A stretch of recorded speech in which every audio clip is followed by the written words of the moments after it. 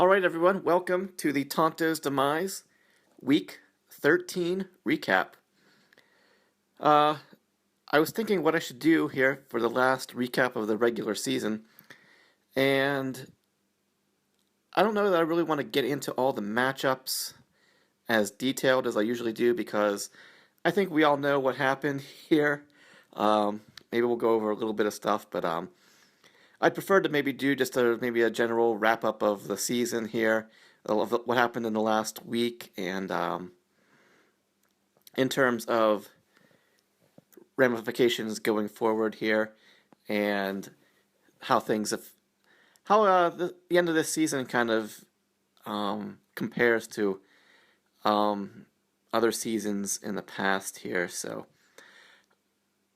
as you know, in week 13, let's see, we had a lot of teams vying for the last two playoff spots. Let me take a quick look back here. At the schedule here, we had, well, 4 of the playoff spots were wrapped up with Gags, Jim, Detling, and Tree. But those last 2 spots, numbers 5 and 6, were open and available to everybody except for everybody else except for the Isotopes and Everybody Ertz, as you guys know. And let's see, a lot of the things needed to happen. All the pieces all fell into place for Josh since he got the win. He's quietly been rising up. And it looks like he's won 3 weeks in a row.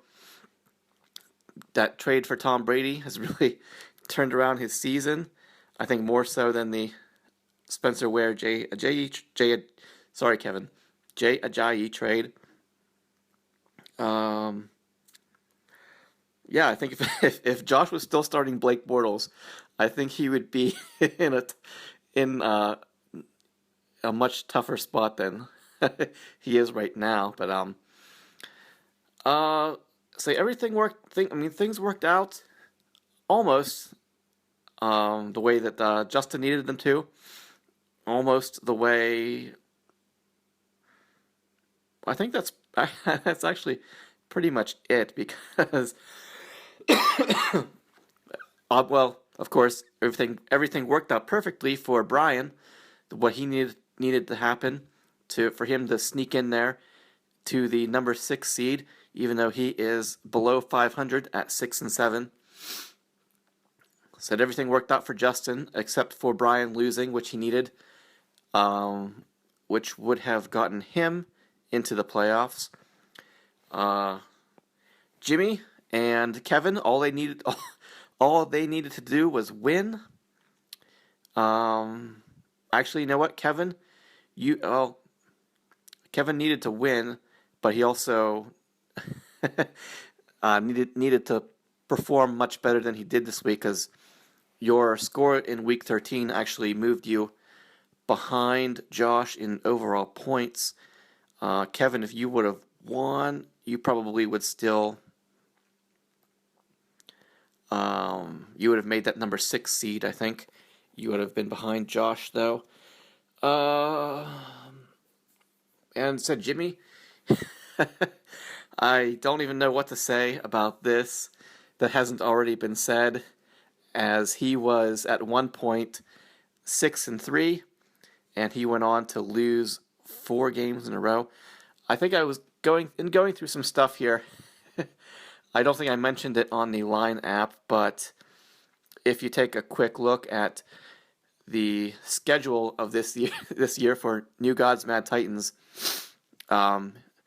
he won 3, he lost 3, he won 3, then he lost 3, and so that's how he got to 6 and 6, 3 at a time. And all he needed to do was get a win there in week 13 here, but he was unable to do it. That's all he needed to do to get into the playoffs, because was to win one of those last 4 weeks, but he could not do it. Kevin, all he needed was to not finish 0 and 3, he could not do it. Even Disco had a real long shot to make the playoffs. If he would have won this week, that would have moved him to 6-7, and Josh would have been 6-7 also. But I don't think that would have moved him up enough in overall points to have made that number 6 seed, even if Brian had lost. It probably would have still gone to Josh and probably Jimmy. Oh, it's a big complicated mess here. So instead of getting into all that stuff, I figured that I'll just spend the next 45 minutes or so. I've made a long list of things, all the different things that could have gone different for my team. Because as you know, if my team would have won one more game and been 6-7, the Isotopes would have taken the number 6 seed there away from Brian. So, like I said, I've got a long list of all the different things that could have gone differently throughout the season. Maybe have gotten me that one more win and gotten me here. Maybe have gotten me into that last playoff spot. Yeah, I'm just kidding. You guys were all worried that I was going to spend 45 minutes talking about my team. I know I had you going. Anyway, I'm not going to do that. I just wanted to get you guys to groan and roll your eyes and be like, oh, here we go again. But that's not what's going to happen here. Let's see, the Week 13 matchups. So, as you know, New Gods met Titans first. He needed to get a win. He could not do it. He lost to the Isotopes, about 172 to 125. Possum versus Ertz. That matchup didn't really matter because Possum was locked in to the number 4 seed, I'm fairly certain. And everybody Ertz actually ended up crushing him, 196 to 147. So Possum Magic sliding here, a 2-game losing streak going into the playoffs. We had Gags versus Dub C. Gags was looking to take that number 1 playoff seed, regular season championship again. I think he did it last year too.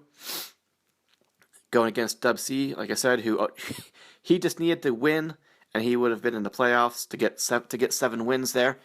He was not able to do it as he had one of his worst performances of the season, only 122 points. Although he's won with scores like that before, but not this week, as Gags moves to first place, takes the regular season championship, gets a first round bye, and his streak of facing opponents with with horrible scores continues, as Kevin's score was the lowest of the week, and making Gags points against total. He is the Gags is the only team who did not his opponents did not score over 2,000 points. Everybody else had their points against is over 2,000. As a matter of fact, the lowest points against other than Gags is 2051 for Detling, 2056 for Disco, Midgets 2081, Possum 2082. So we're seeing some consistency here in all of the top 4 teams were all some of the lowest scored against. Although, so I talked about 2,000 here, but the disparity I should mention is Gags. He's not even below 2,000. He's below 1,900. He only had 1,878 points scored against him, 1,878, compared to the highest total was the Isotopes with 2,190. So that's what, 312 point difference. So over the course of 13 weeks, 300 points. I don't know. You do the math. it's about what a 20. I'm gonna guess a 25-point difference or so off the top of my head, but 25 points a week. Uh, so yeah, not only is, let's see, Gags, he actually, yeah, he was the highest scoring team, and he faced the lowest points against. So very interesting. Um, so yeah, Dub C, you not being able to win and getting that real low score knocked you from playoff contention, as you ended up about 70 points behind Brian. Let's see. Next we had Detling and Justin. Justin got the win, and Detling, let's see, he was not able to move up to possible playoff, a first round bye. Let's see. Justin said he needed that win to have a chance to make the playoffs. Had a good score with 177, but it was not quite enough. Like I said, Brian won, which meant that so if Brian had lost and dropped, and then I think Justin would have made the playoffs. But Detling was not able to take care of business. However, that Justin and I also had our bet going against Detling and Brian, and my team was not able to hold up their end of the bargain last week, losing to Brian by 12 points. So we needed Justin to win over Detling this week by at least 13 points, and he was able to get a 27-point victory. So Justin and I win that bet for the last 2 weeks here, and I guess Brian and Matt will have to decide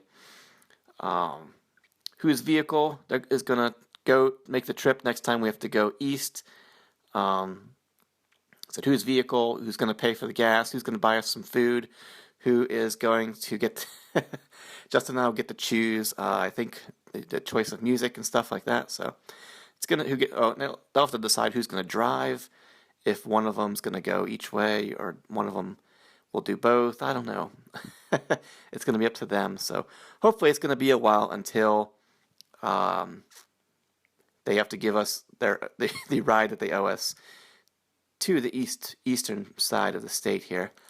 The other matchups, again, Brian getting that win over Mighty Midgets, 184 to 137,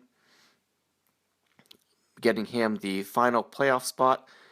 And we had Possum. I'm sorry, he changed his name to something with Possum here. We had Josh versus Disco.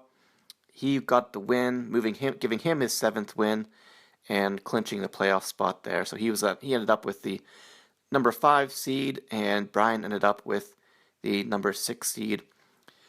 Going back into the Tonto's Demise record books a little bit. This is only the second time, I believe, that we have had a under 500 team make the playoffs. At least since we moved to 10 teams and then 12 teams. Excuse me. Yeah, I think it happened in 2009, the 1 year that Vince popped back into the league, made an appearance here, and then before he popped back out, he was 6-7. I believe it was either 2008 or 2009. I think it was 2009 because that was the year that I started helping out, double checking scores, and then doing a little, typing up a little recap after every week.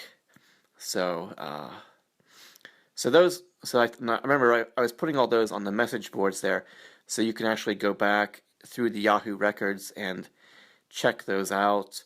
So anything before 2009, anything from 2008 and earlier, is hard to get an accurate assessment of what was going on.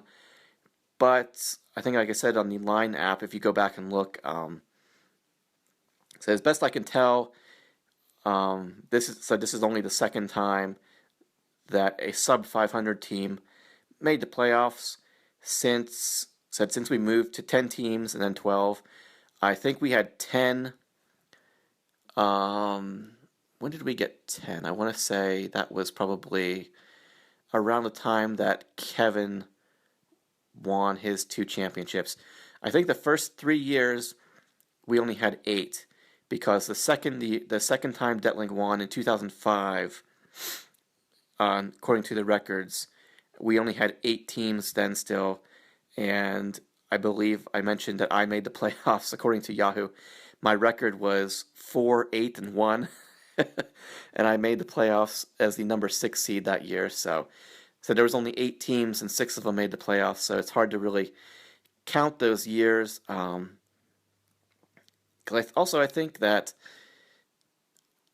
2007, 8, like right around that time that was when Detling and I did the high stakes league on the internet that ended up ripping us off. But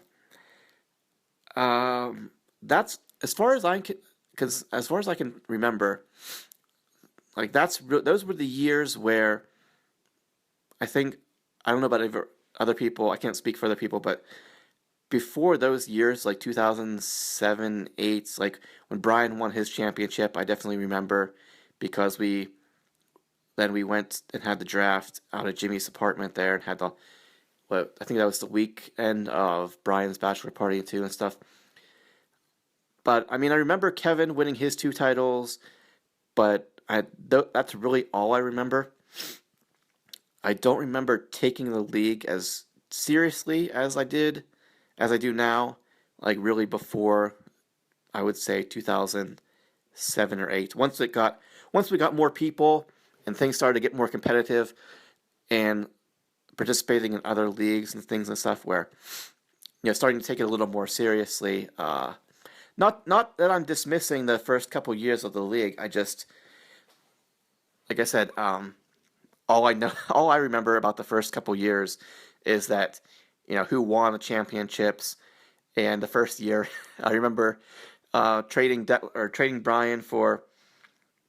him Clinton Portis for who was it? Daryl Jackson and somebody else, I can't remember. And pulling the trigger on that and getting laughed at, and making all sorts of making transactions like every day because we had no limit on them. But like I said, I know Detling talks a lot about how back then all the points counted for all the players, and people complained and everything. You're like, I don't remember any of that. I'm sure he does because he was the commissioner, and then he made Treesize the commissioner for a little while, and then took it back. But honestly, it's just a blur. I really don't remember much of that at all, other than those first couple years that not taking it too seriously. And obviously the first year we hardly knew what we were doing compared to a couple other people, including Detling, who had already participated in some leagues and kind of had an idea of what was going on. But again, I'm not dismissing those first couple years of Tonto's demise, but I want to say it wasn't really till we expanded to 10 and then 12, got most of the guys who are in the league now, that things started to get really good and competitive, and I started to really take it more seriously than I did back then. So, but anyway, what was the point of this rant? I wanted to say that I think, so I was talking about sub 500 teams, excuse me, making the playoffs, and so it only happened. So this is only the second time. And I feel like I say this every year, though, but I was talking about this with Justin a little bit earlier. This year, we kind of taking a look at the standings, and again, I think I end up saying this after every season for the past couple seasons, but once again, I think it holds. I've been proven wrong again, because I can honestly say that I think this year, and again, I feel like I say this every year, I really believe that this year was the most competitive year that we have ever had, for various reasons, because It's not often, if you'll notice, if you look up and down the standings here, it's not often that no one gets to 10, either in wins or losses. He said Gags didn't get his 9th win until the last week of the year. Said nobody had 10 losses. Nobody even had 9 losses. The lowest, we had 3 people at the bottom of the standings all tied at 5 and 8, which is probably the lowest standing that we've ever had. Nobody. We usually have somebody with 1, 2, 3, 4 wins. 5 to be in last place at 5 and 8. It just hasn't really happened. And if you look at it too, we have 4 teams at 6 and 7, including a playoff team. So we've never had a year where the guy in 12th place is only in terms of the standings. He's only 1 game behind a playoff spot, a guy who made the playoffs, 6 and 7 to 5 and 8. That's really just, and we only had, we had we had the 1 9 and 4, 2 8 and 5s, 2 7 and 6s, 4 6 and 7s, and 3 5 and 8s. So we actually had more teams who were under 500 this year than were over 500. No one ran away with it. I think Gags, his team, even though let's take a look at his schedule here real quick. It was no, walk in the park for his team this year. Let me take a quick look here. Gags, he lost the first 2 weeks. He started 0-2, but then he won 4 in a row. He was, So he was 4-2, then 4-3, and then 5, 6, 7 and 3. So, but said some of those matchups weren't very. Said he wasn't doing great, but obviously mentioned it before. His opponents were not putting up big scores against him either.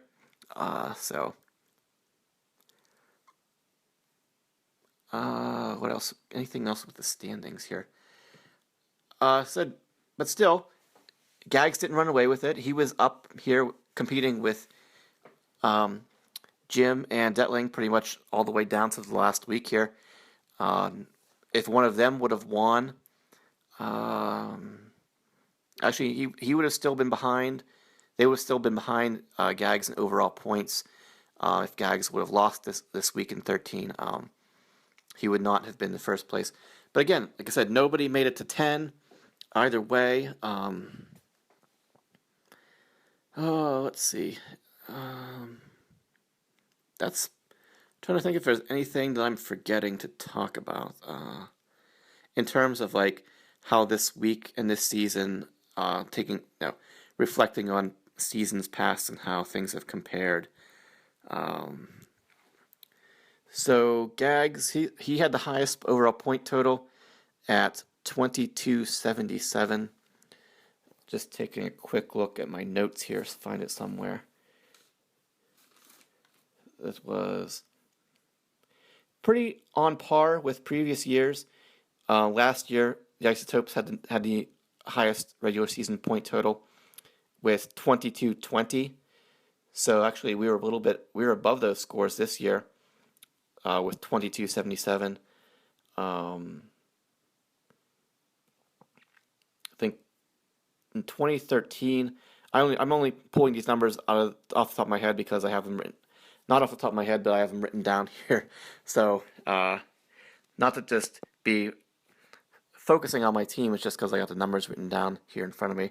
In 2013, said my team had the highest point total overall for the regular season, which was 2289. So that in that area, 2200, 2300 is where you're going to get, where you need to get to pretty much have a definitely have a playoff spot. You didn't need 7 wins this year. Let's see. Is there anything else that I should mention and I'm missing? Um, I don't think so. Let's take a quick look here at the playoffs because first week here we're going to have some interesting matchups. We've got Trees Ice versus Josh, which is looks like Josh has changed his name as I slipped up earlier. Trees Ice, Possum Magic, of course, and Josh has changed his name to Possum Sorcery. Very interesting. And then we have a battle of the podcasters. That's going to be interesting too, with Detling going up against the Detonators. Will the Detonators live up to their name here this week? I think the only thing that I didn't get to is I mentioned briefly on the line app here. Said everybody was talking about wanting to get those bye weeks and stuff for championships. But if going back to the last several years of the league, these are the seeds that ended up winning the championship. Let's see, in 2009 it was the number 3 seed. 2010 it was the 5 seed. 2011 the number 1 seed. 2012 and 2013 it was the number 6 seed that won the championship. And then 2014 it was the number 2 seed. And last year it was the 5 seed. So in the last, over the last 6 years, 4 of those 6, the title was won by the number 5 or the number 6 seed. So history is on the side, at least recent history, is on the side of Josh and Brian here. So that's going to be interesting to see what happens. Because they won't. If they both win this week, there's no chance of them, said Brian and Josh, meeting until the championship game. They would have to knock the top 2 seeds out. Let's take a quick look at the matchups because I believe I think all 4 playoff teams have less than ideal matchups here in the first week of the playoffs here.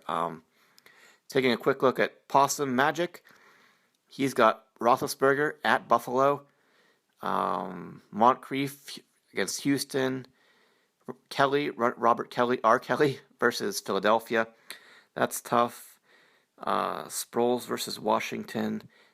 That's going to be tough. He's got his Minnesota defense at Jacksonville. As a team who's gone against Jacksonville with their defenses a couple times, they really don't commit a lot of turnovers, and it's at Jacksonville.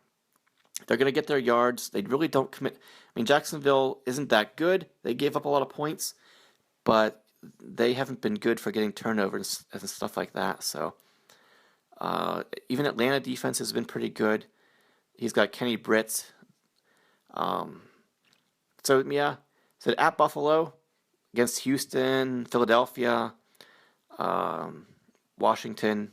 So he's got some tough matchups for his guys. He does have Jeremy Hill at Cleveland. That's pretty good. Fedorowicz versus Indianapolis. That's pretty good. Beasley against the Giants. That could be good. Moncrief against Houston. That's tough because they have some pretty good DBs for the Texans. I'm sure they'll be focusing on T.Y. Hilton, but still, that's a tough one. And you never want to be relying on Kenny Britt here. So, and for Possum Sorcery and Josh, he's got tough matchups too. He's got his Brady to Edelman connection. Fortunately they're at home, but it is against Baltimore. That could be a little bit tough. Let's see, what does he have? He's got Anunwa, who's been kind of unreliable. Questionable quarterback situation there. Diggs, that could be a good matchup. Rawls at Green Bay. Green Bay has been a kind of a tough run defense this year. Latavius Murray at Kansas City. I can tell you that Kansas City has been pretty generous to running backs this year, or just the running game in general. So even it could be a tough matchup, but still, I wouldn't. That's not too much to be afraid of there.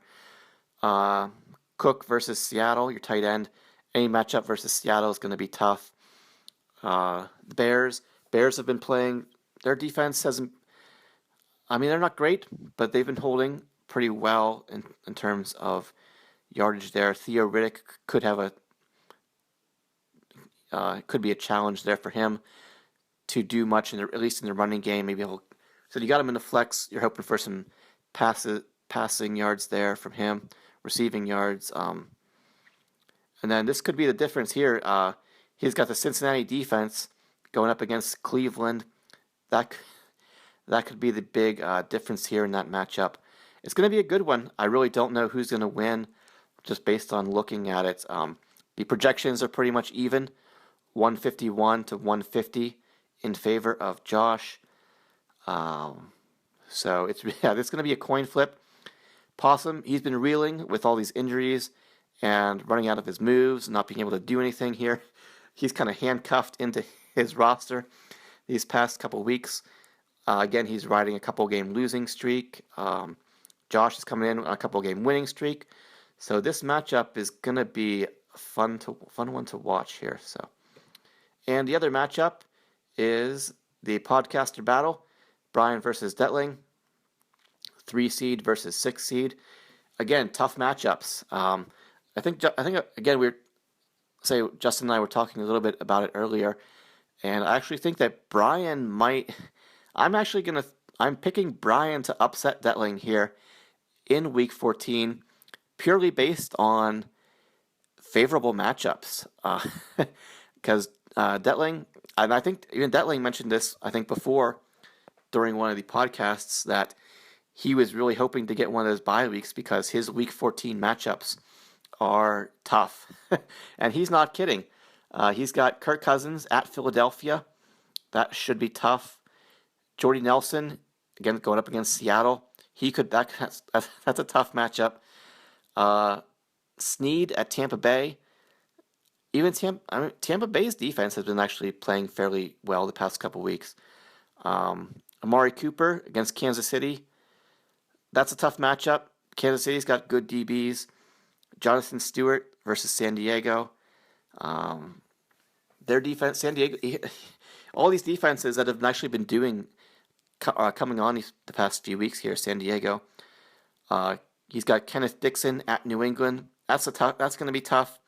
You got another Panther, Greg Olsen, versus San Diego. I mean, that could not the greatest, but it could be. It could definitely be worse in those matchups there. Tyler Eifert at Cleveland. That shouldn't be a problem. Tucker, your kicker, at New England. But then you've got Seattle. You've got your Seattle defense going against Jordy Nelson. So one of them is probably gonna do okay, and one of them won't. Seattle, it's in Green Bay, so that could make a difference there, but it's going to be interesting. Said Cousins at Philadelphia. Their defense has been. It's tough to say what's going to happen there because people keep talking about how tough the Philadelphia Eagles defense is, but you could just ask Jimmy because the Eagles defense has been killing him the past couple of weeks during this losing streak of his. I believe the Eagles defense the past couple of weeks has only been getting single-digit point totals there. So they've been giving up a lot of yards. Seems like a tough matchup on paper, but it might be all right here. Has Cousins already played the Eagles yet this year? Yeah. And let's see, their first matchup, he scored 37 points. That was at home. So this is in Philadelphia. Going to be a tough matchup there. We'll see what happens. But then we've got Brian's team. He's got Stafford, who's been on fire the past couple of weeks. Probably one of the things that has been carrying Brian here back into playoff contention. Stafford versus Chicago.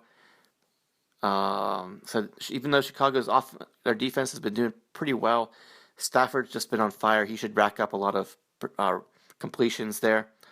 Mike Evans against New Orleans. New Orleans, oh man, I think anybody from I think Tampa Bay was probably one of the most said anyone from Tampa Bay and New Orleans was one of the most ideal guys to get for the playoff run because this week and in Week 16, the championship week, the Saints and Buccaneers are playing each other both of those weeks. Neither one said Tampa Bay. I've said before their defense has kind of been doing well the past couple weeks, but still, you're said in talking about Willie Snead, but again you're talking about going up against Drew Brees. He could easily just light it up and shred their defense, and the Saints defense is pretty much Swiss cheese itself. Uh, so Mike Evans going against New Orleans, that could be huge. Ty versus Houston, again that could be kind of tough, but Ty has been pretty much the entire Colts offense this year. And then let's see, Kelvin Benjamin versus San Diego. Again, that could be kind of tough, but I believe San Diego, if I remember correctly, they lost some of their best players in the secondary there. But Benjamin's been kind of quiet the past couple weeks. So, who's the offense going to? This matchup could ride on who the Carolina offense goes through this week. Is it going to be Jonathan Stewart and Greg Olsen, or will Kelvin Benjamin come through and have a big performance here for you? Let's see, Jordan Howard for Brian. He's at Detroit, but he's been pretty much unstoppable the past few weeks, whether it's scoring touchdowns or getting 100-yard games. I think the Detroit defense has been doing pretty well, though. So we'll have to wait and see what happens there. As of now, he's got Bilal Powell in as one of his running backs. San Francisco defense, they're horrible. Take a quick look here. Did something happen to Matt Forte or something that Powell would be in the game? Not sure why he's starting Powell there. Take a look at his bench. He's got Ryan Matthews, who's questionable. His other running back is Dion Lewis, who's pretty much a pass catcher and nothing else. So kind of a tough spot here for Brian's team with injuries. So to Ryan Matthews and Marvin Jones, those guys are questionable. I have to wait. Probably too early in the week to tell what's going to happen. Looks like Brian's lineup might change between now and Sunday. Tight ends. Here, Brian, he's got Gresham since he lost Gronk. He's also got Will Tye, so I'll have to wait and see what he decides to do. Could be a good matchup there for Tye. That Dallas Giants game could be a shootout. He's got Shepard in his flex. He's got set a good matchup against Dallas there. And the Dallas defense has been overachieving here this year. This is a matchup that could turn into a shootout. Each team could probably go over 30 points there. Janikowski, and he's got Detroit defense versus Chicago. You pretty much have to play your defense is going against your own player. Detling has Seattle versus Jordy. You've got Detroit versus Jordan Howard. Let's see. You don't have any other Bears there, so I think I don't even know who the Bears' starting quarterback is. Was it Matt Barkley or somebody? So that's a matchup you definitely have to take advantage of. Even though you're hoping for some good yardage and maybe some touchdowns from Jordan Howard there, you're also hoping that Barkley's going to have some turnovers and get you some points there. Because the rest of your matchups aren't very good either in terms of hoping for some sacks and turnovers there. It's definitely the best matchup. You got to go against the weakest quarterback, and that is definitely, I think it's Barkley for the Bears there. So, like I said, I think it's going to come down to matchups. And even though I think Detling has the overall better team, I really think that Brian is going to pull off the upset here and knock Detling out in the first week of the playoffs here. So, and as for the other matchup, I think that it's gonna be. I'm gonna have to go with Josh. So he's been riding that winning streak here.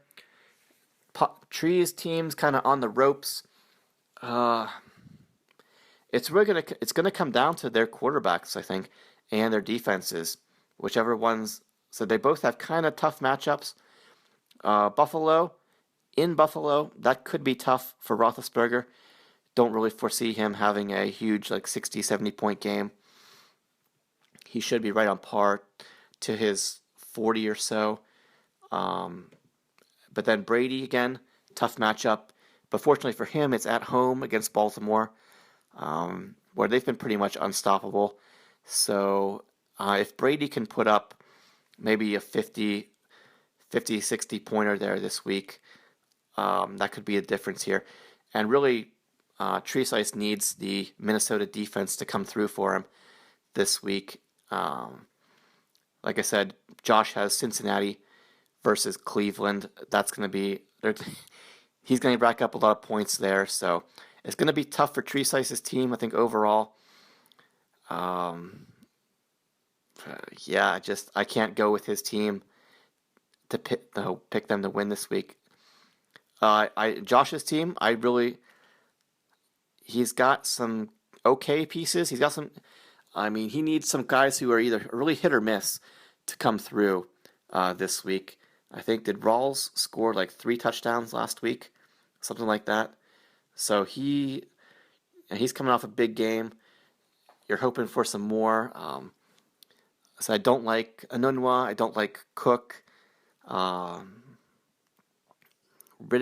we'll have to wait and see you there. I think it's going to be a close matchup, but I think it's going to go in favor of Josh. So those are my 2 picks to win here in week 14. So if that is what happens, that would mean that the number 6 seed would play, which is Brian, would play Gags next week, and that means Jim would get Josh next week. So let's just take a quick look at Gags' team. His week 15 schedule, because that's the next time he'll have to play. Gags, week 15, he's got Cam versus Washington or Dalton versus Pittsburgh. Pretty good options there. AB at Cincinnati. I think for some reason, we talked about this before, AB has a tough time versus Cincinnati for some reason every week, which is true. This year he only had 8 points in week 2 against them. He's got Julio versus San Francisco. That could be a fantasy feast there. Demaryius Thomas, he's versus New England. That's a tough matchup. Zeke versus Tampa Bay. That should be good for him. Gore at Minnesota. You don't like that. Kelsey versus Tennessee. Tennessee, that could go either way. His flex right now is Devontae Adams. That's at Chicago. That should be a pretty decent play. I said Chicago's defense has been doing okay, but again, it's Aaron Rodgers who has pretty much just been on tear these past few weeks here. So let's see.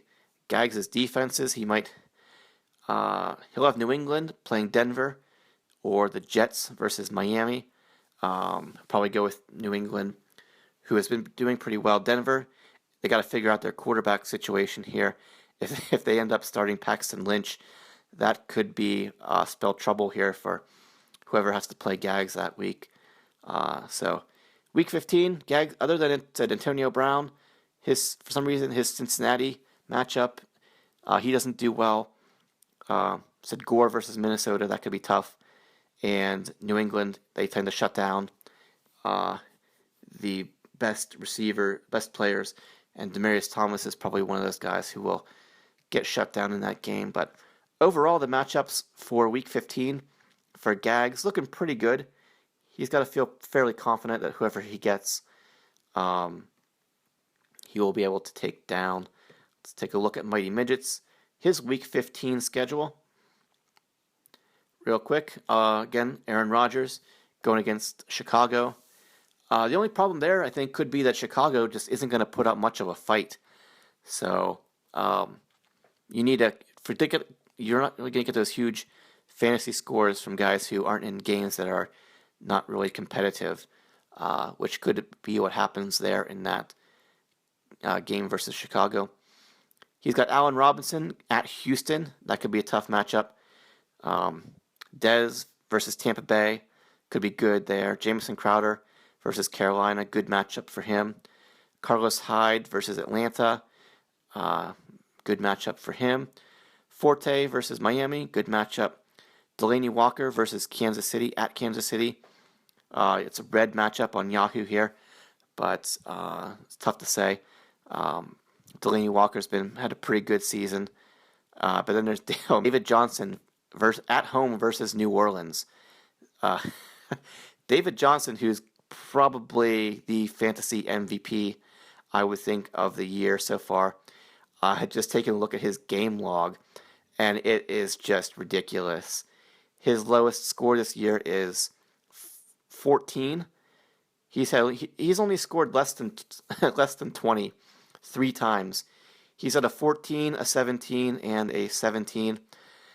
I think there was only one time that Jim didn't have him in the flex, which was when he needed he had some bye week problems, but so he lost a lot of points there. But I assume pretty much all these weeks that Jim has been using him in the flex here. So just taking a look at David Johnson's game log, we've got 26, 14, 36, 37, 28, 17, bye week, 27, 38, 30, 38. So in the last 3 weeks, David Johnson has scored over 100 points in the last 3 weeks. Said 38, 30, and 38 again.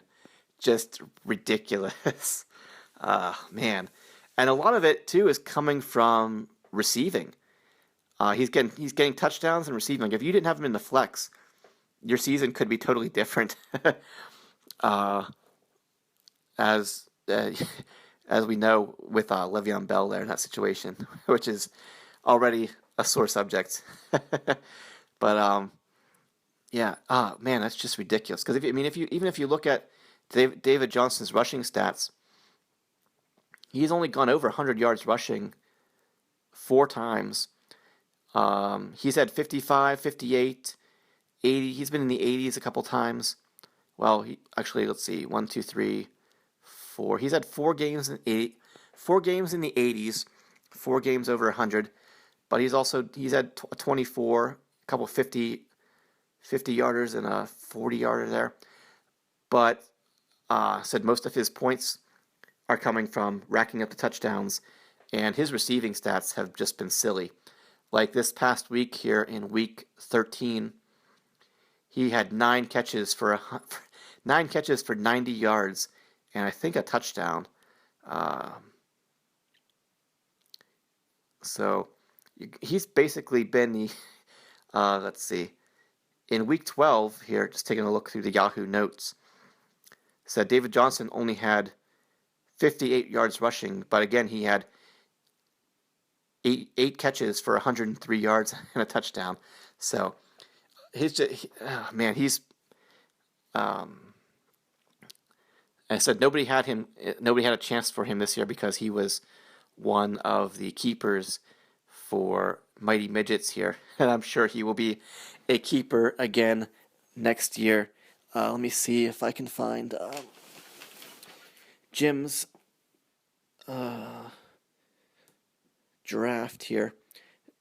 Looks like David Johnson was his 3, 4, 5, 6, 7, 8, 9th round pick this year, 9th or 10th.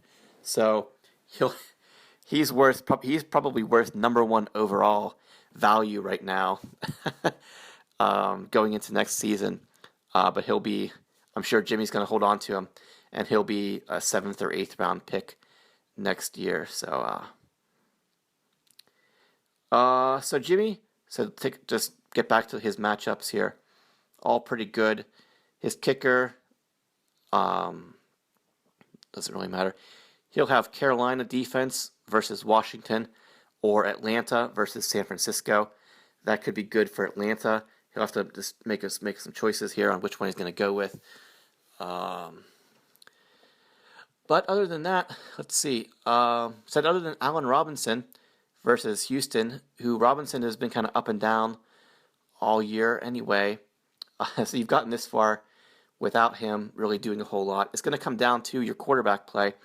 Like I said, if Aaron Rodgers, if he really needs to do a lot in that game. So, but all of your matchups are still pretty good. You gotta be salivating for that David Johnson versus Saints matchup there, though. So, but again, so he's been pretty much their entire offense. So hopefully, nothing happens to him. He doesn't suffer from overuse this year. David Johnson there. So yeah, both of those top 2 seeds, they're going to be tough in Week 15. Their matchups are all pretty good. So whoever gets those wins this week, they're going to have their hands full next week with whoever they get. Like I said, I think it's going to be Josh and Brian. Once again, said they squeaked their way into the playoffs in the last week, and I think they're both going to keep the season rolling, at least for one more week here. So. I already got into it more than I wanted to. It's not really.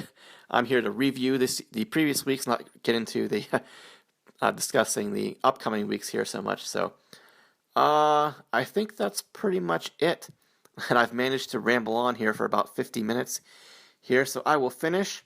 Thank you, everyone. I know we've got a lot of frustrated people here, wondering. Asking a lot of what ifs here of things that could have happened during the season. Only one. At the end of the day, only one of us really goes home happy at the end of the year. So, right now, half of us are happy, half of us are pissed off. But we're starting to get ready here for next year. As soon as the Tonto Bowl is over, I guess we will be going into the off season, which means that trading will be back allowed with this off-season draft pick keeper trading that we're going to have here, which I guess I should, now that I have some time and don't care about football anymore, I should probably read Brian's email so that I actually have an idea of what is going to be going on with this keeper role, which we definitely didn't have enough time to talk about it during the Thanksgiving podcast.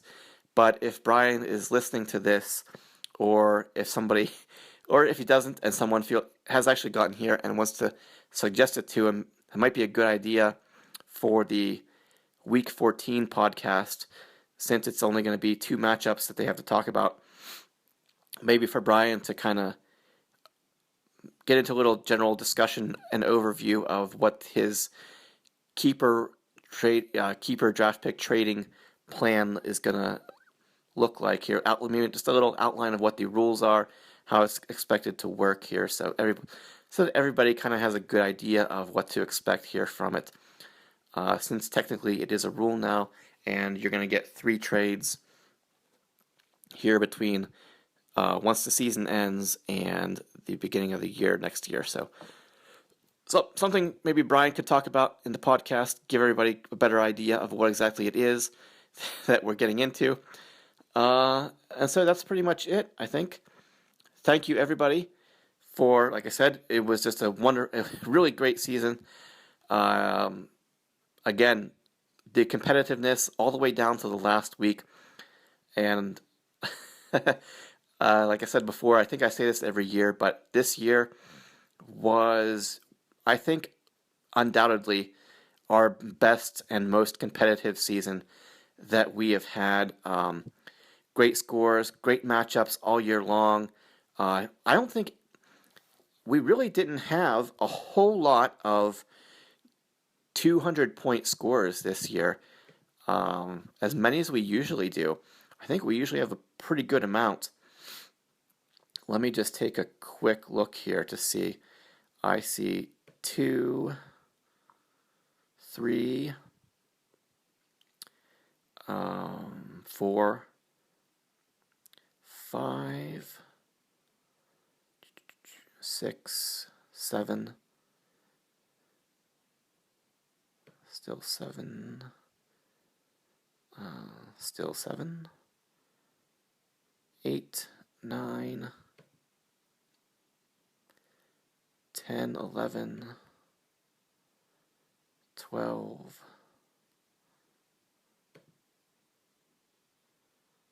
still 12, 13, and 14. So we've had about one team every week on average here has gone over 200 points. Just a little bit more than that. Said in 13 weeks we had 14 teams go over 200. So that's about once a week, one team per week. I think that's less than average, but we've had overall the scores have been higher than previous seasons. I don't think anybody said, running through those weeks here real quick here, nobody scored under 100, which happens usually once or twice every year. Nobody scored under 100. I wonder what the lowest score of the year was. Now, Kevin had 122 this week. That's pretty low. Possum only had 120 last week. Jimmy had 121. So 120 is the lowest so far that I see. There's a couple 120s, but still. Still nothing lower. You have to forgive me, I'm scrolling through the week-by-week matchups here. Jay had 110 in week 6.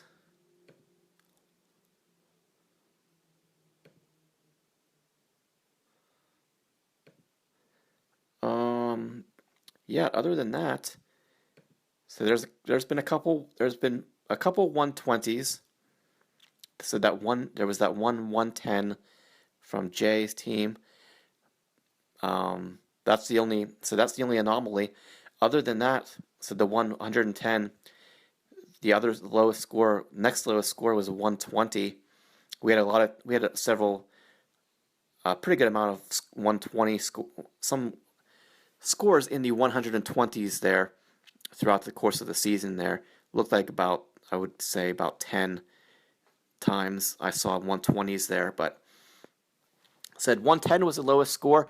Nobody was lower than 100 this year. So, and I said I think that happens pretty much every year, at least once or twice.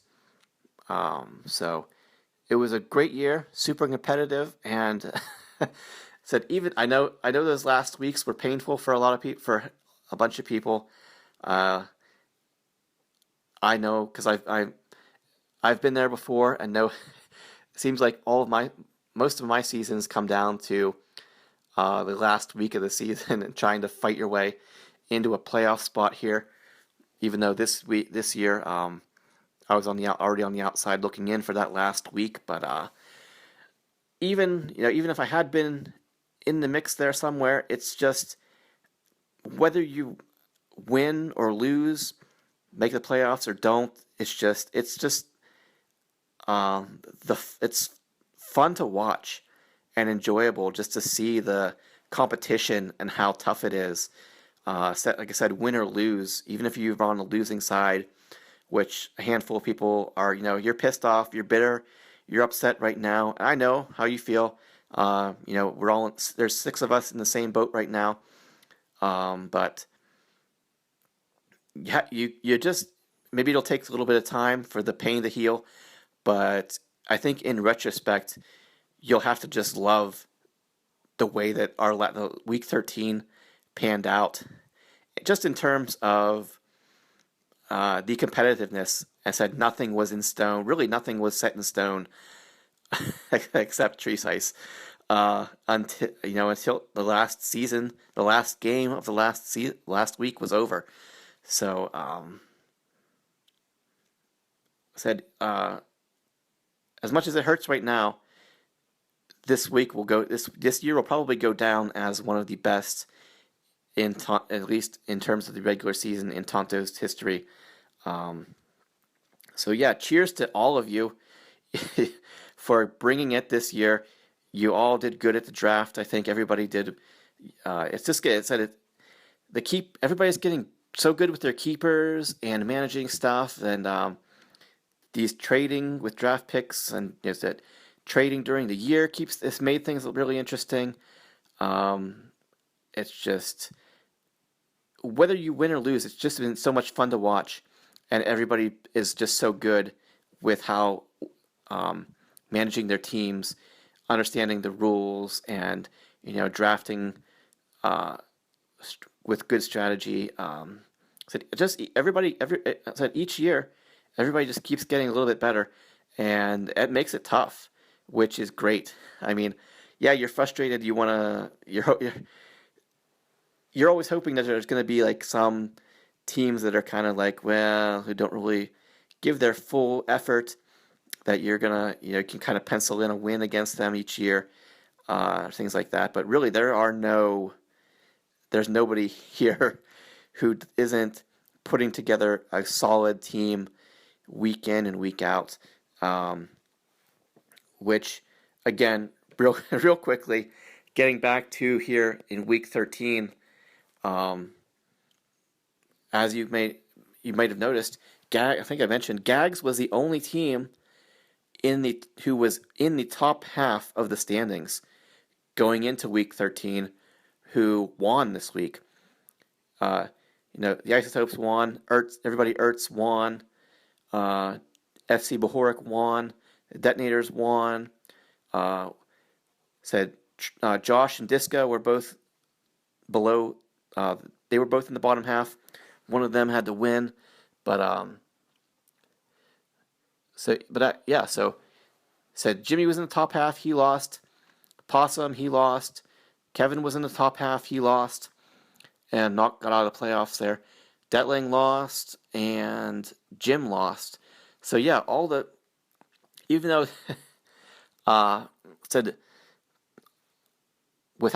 it's just testament to the competitiveness of the league when in Week 13 most of the victories were by teams who were in the bottom half of the standings, beating the teams who were in the top of the standings here. So it's great to watch and just enjoy the competitiveness that everybody comes through with every year.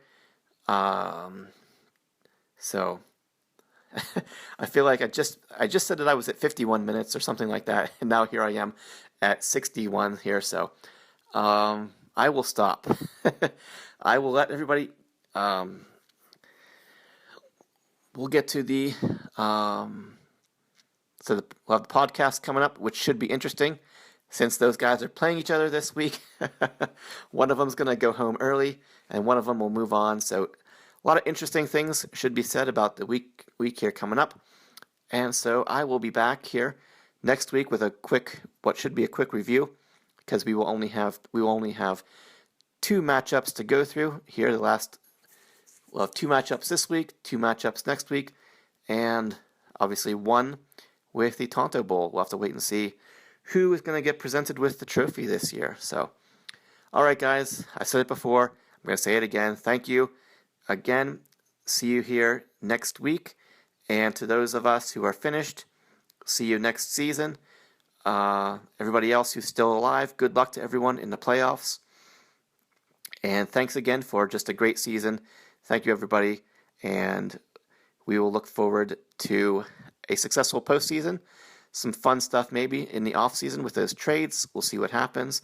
Although I don't expect much to happen here after the season, I would imagine it's going to be closer to next season draft time whenever some of those trades get maybe will happen, those pre-draft trades with the picks and stuff, because I think a lot of people, especially for my just to speak for myself, I've been picking up some guys who are speculative picks, see how they pan out the last few weeks of the season here, see what happens with them over the summer, training camp and stuff like that.